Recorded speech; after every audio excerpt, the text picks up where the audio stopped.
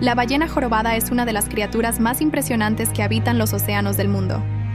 Con sus gigantescas aletas pectorales y su canto melodioso, estas majestuosas ballenas recorren miles de kilómetros desde las frías aguas polares hasta los cálidos mares tropicales. Aquí, en estos tranquilos refugios, las ballenas jorobadas dan a luz a sus crías y se preparan para el largo viaje de regreso. Su hábitat abarca los océanos abiertos y las costas, donde se alimentan de pequeños peces y krill, utilizando complejas maniobras para atrapar su presa. A pesar de su tamaño, la ballena jorobada es conocida por sus acrobacias en el agua, saltando y girando con una gracia sorprendente. Estas gigantes del mar son un recordatorio viviente de la diversidad y maravilla de la vida marina.